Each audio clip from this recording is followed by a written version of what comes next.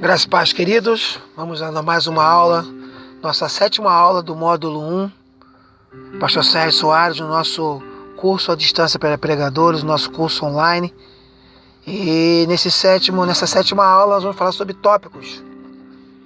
E o que são tópicos? Tópicos nada mais são do que as divisões que nós colocamos dentro do sermão. Tópico é como aquela ordem que a técnica de redação ensina: início, meio e fim. Os tópicos eles podem ser enumerados de 3 até 7 no máximo. Existem alguns pregadores que fazem mais de 7 tópicos, existem pregadores que enumeram muito mais, mas acaba tornando o sermão um tanto quanto enfadonho. Então, minha orientação para você é que você trabalhe com de 3 a 7 tópicos. Pastor, 7 eu entendi no máximo, para não ficar aquela coisa muito enfadonha. Mas por que do 3? Como eu disse do princípio da redação, início, meio e fim, com 3 tópicos você consegue dar início, meio e fim. Claro que existem situações, existem textos que você não consegue 3 tópicos. Exemplo, a Bíblia faz menção de quantos caminhos? 2 caminhos. A Bíblia faz menção de quantos destinos? 2, céu e inferno. A Bíblia fala de 2 alicerces, casa na areia e casa na rocha. Então tem alguns exemplos que você não tem como encaixar 3. Mas salvo esses casos, a orientação que a homilética deixa, eu quero deixar para você, é que você trabalhe com de 3 a 7 tópicos. E quando você for fazer isso, faça isso de forma cronológica e lógica. Lógica, para que a mensagem seja inteligível, para que a gente consiga entender a crescente da nossa pregação. E cronológica, para que ela tenha um senso. Deixe-me dar um exemplo para você. Se fôssemos pregar um sermão, uma mensagem biográfica sobre a vida de Jesus, qual seria a ordem cronológica dessa pregação? Primeiro, a profecia de que ele viria. Segundo, o nascimento. Terceiro, seu ministério. Quarto, sua morte. Quinto, sua ressurreição. E sexto, a promessa de que ele vai voltar. Percebeu que a cronologia, a ordem cronológica desse sermão biográfico acerca de Jesus nos trouxe o quê? Lógica. Imagine se eu for pregar um sermão biográfico sobre Jesus e eu começando a falar sobre o seu ministério, depois eu saltasse para a ressurreição, falasse da profecia de que ele viria, falasse da volta dele e depois do nascimento e depois da morte. Não ficaria algo lógico, porque faltou uma ordem cronológica. Então eu queria que você caminhasse com esse entendimento dentro do momento em que você for pregar, montar o seu sermão, ok? Os livros que você for usar para refutar, as passagens bíblicas que você for usar para embasar o que você for pregar, a minha orientação é que você também siga uma ordem cronológica. Vamos colocar que você vai usar Mateus, Marcos e Abacuque. A orientação é que você use Abacuque primeiro, depois Mateus e depois Marcos. Volto a dizer, existem pregadores que não se preocupam com isso e fazem de forma aleatória. Mas a partir do princípio que as pessoas vão estar nos acompanhando, abrindo a Bíblia, fazendo a leitura da palavra sagrada, eu queria orientar você a você caminhar nessa crescente e caminhar com o seu sermão com uma ordem cronológica. Algumas pessoas não conseguem entender, eu venho batendo nessa tecla ao longo de algumas aulas, das vantagens do esboço, das vantagens dessa técnica que a homilética criou. E uma das vantagens, das muitas, que o tópico traz, ele facilita para nós transmitirmos ao que nós vamos pregar. Quando você trabalha com 1, 2, 3, ou 4, 5, não sei quantos, vão ser as divisões que você vai expressar na sua mensagem, isso facilita a transmissão. Quem está lhe ouvindo, você fala número 1, e você fala.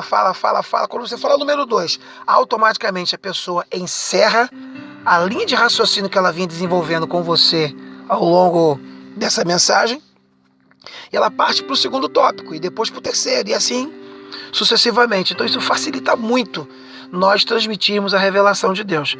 O tópico também facilita muito organizar. Por que facilita organizar? Eu já disse que o que traz o nervosismo para quando nós estamos pregando, muitas vezes, é o sentimento que a gente está perdido. É quando você começa a pregar e se empolga, e você cita história, filmes, o passado, o futuro, enfim. Só que de repente você se vê cometendo aquele erro que eu já falei, que é a tal da digressão, né? Que é começar num assunto e terminar em outro. Você acaba se vendo perdido.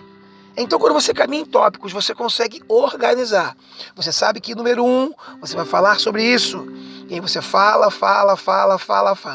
Encerrou a linha de raciocínio, encerrou a revelação que Deus te deu até aquele momento, dentro daquele tópico.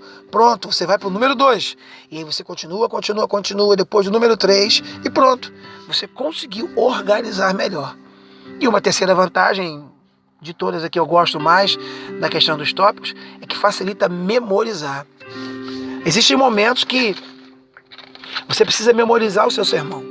Claro que eu tenho orientado, e isso vai ficar mais evidenciado ao longo das outras aulas, de você fazer seu esboço, de você fazer aquele recortezinho daquela folha, fixá-la dentro da sua Bíblia, prender com clípse, para ter um while, para ter uma direção, sim.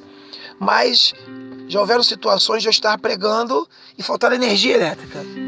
Não nessa demanda que nós temos hoje de celulares, onde as lanternas são acesas e você pode iluminar o seu esboço.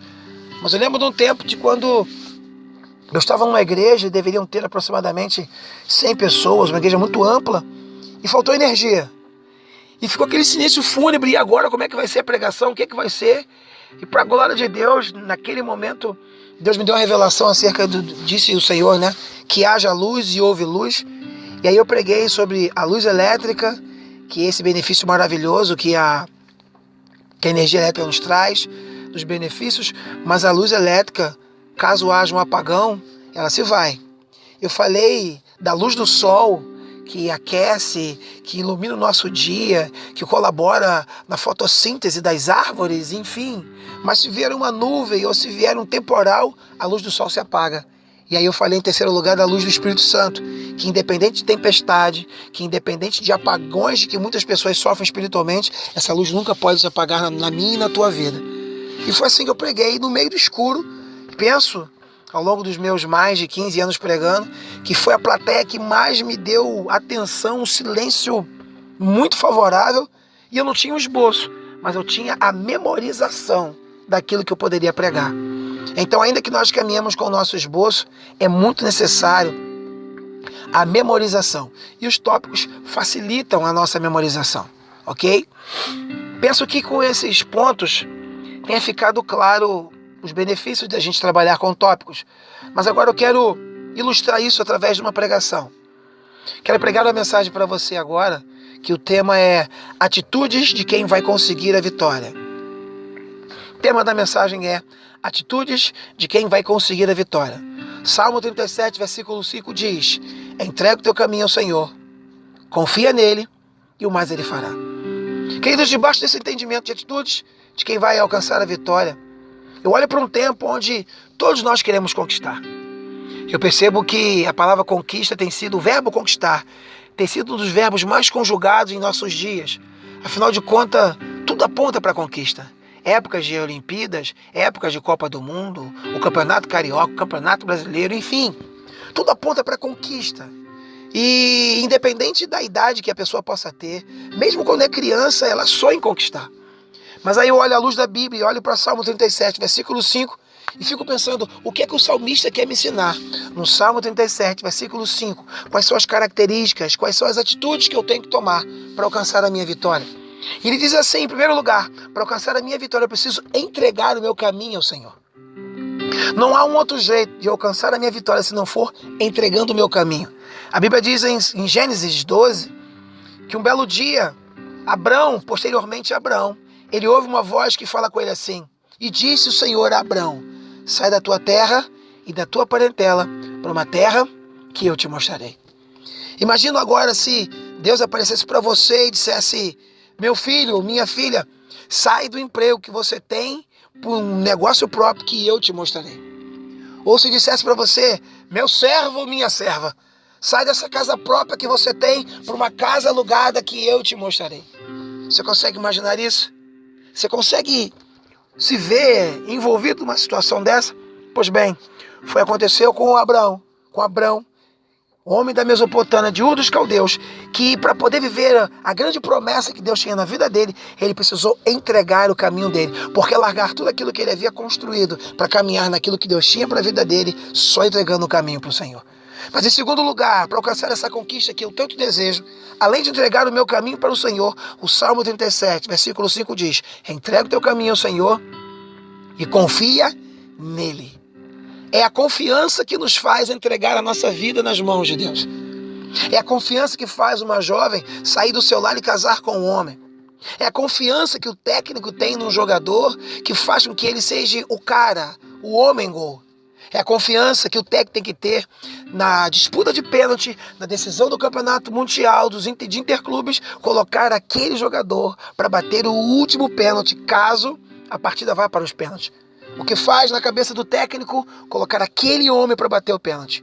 Confiança. 1 Samuel 17, versículo 45. A Bíblia diz que quando Davi está para enfrentar o homem chamado Golias, o homem com quase 3 metros de altura, que nós já conhecemos bem a história, ele, em meio àquela situação onde o clima de já perdeu, já estava estabelecido no ar, ele diz em 1 Samuel 17, versículo 45, tu vem contra mim com lanças e escudo, mas eu vou contra ti, em nome do Senhor dos Exércitos.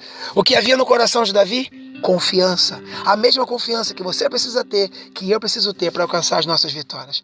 Então, para alcançar as minhas vitórias, eu preciso entregar o meu caminho, como Abraão entregou.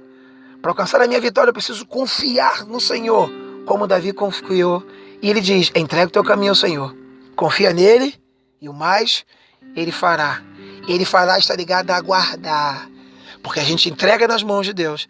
A gente confia que Deus vai fazer. E o salmista manda a gente aguardar. Salmo 40 diz, esperei com paciência no Senhor. Esperar com paciência é o atributo final dentro de Salmo 37, versículo 5, para alcançarmos a nossa vitória. Porque ainda que você não queira, você é obrigado a esperar. Por mais que você não goste de enfrentar aquela fila de início de mês para pagar as inúmeras contas que temos que pagar, não adianta, você vai ter que esperar. Por mais que a criança não goste de ficar 9 meses dentro de uma barriga, não adianta, ela vai ter que esperar. Mas o segredo da espera, o segredo de aguardar, não está simplesmente no esperar, porque ele fala, esperei com paciência. Você vai ter que esperar, querendo ou não querendo. E eu vou ter que esperar, querendo ou não querendo. Mas o segredo é esperar sem murmurar. O segredo é esperar com paciência. Fique com essa palavra, que Deus te abençoe. Que essas virtudes e atitudes possam estar intrínsecas em nós, para que nós possamos alcançar a nossa vitória. Deus te abençoe. Amém? Você conseguiu perceber o que são os tópicos? Você conseguiu perceber conforme o sermão foi sendo desenvolvido numa crescente? Eu falei de Gênesis 12, falei de Samuel 17 e depois falei de Salmos. É essa a função dos tópicos. Volto a dizer que algumas pessoas têm resistência e dizem que atrapalha, mas eu quis colocar para você essa breve mensagem que eu penso ter demorado no máximo 5 minutos, chegando a 6 talvez no máximo, que eu consegui pregar para você uma mensagem em 5 minutos que eu também conseguiria pregar em 1 hora. E qual foi a técnica usada? A técnica usada foram os tópicos. Eu peguei Salmo 37, versículo 5, que diz entrega, confia e aguarda, tranquilo. Sobre entregar o caminho, coloquei Abrão, o homem que entregou o caminho, ficou claro isso. E aí eu comecei a falar de Abrão, da entrega do caminho, de ele ter saído da Mesopotâmia, de Ur dos Caldeus, do desafio que é você simplesmente sair de onde você está para ir para um local, é só quem entrega. E quando a minha linha de raciocínio se encerrou dentro do primeiro tópico, o que eu fiz? Encerrei o primeiro tópico e parti para o segundo. E aí eu crio uma palavra de transição e digo, em segundo lugar, para que eu conquiste a minha vitória. Quando eu falo em segundo lugar, eu estou me desvencilhando do quê? Do primeiro. Então quem me ouve entendeu que, poxa, o que ele tinha para falar de entregar o caminho, usando Abrão, ele já encerrou. Ele vai para o segundo. Ele vai me levar a um outro entendimento. Ele vai caminhar comigo para um outro lugar. E aí eu falei de quê? 1 Samuel 17, 45. Falei da confiança, de que uma menina para poder se casar com alguém tem que confiar. Alguém para bater um pênalti de decisão técnica tem que confiar. E falei sobre confiança, a necessidade de confiar. E continuei. Quando entendi que já havia acabado, que eu já havia suprido dentro do meu tempo que eu tinha para falar sobre confiança, eu parti para onde? Para aguardar. Entrega o caminho ao Senhor, confia e aguarda. E dentro do aguardar, Falei do Salmo 40, esperei com paciência. Falei da fila, que não adianta a gente se apressar, porque existem situações que a gente vai ter que esperar. Que o segredo não é esperar com paciência. Esses são os tópicos e essas são as vantagens. Eu quero sempre lembrar para você que a proposta do curso é lhe ensinar a luz da homilética.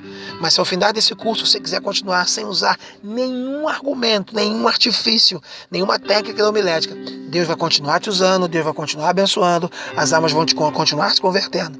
Mas eu me valho daquilo que há mais de 15 anos tem me edificado, tem me ajudado a organizar naquilo que prego e a proposta que eu quero deixar para você.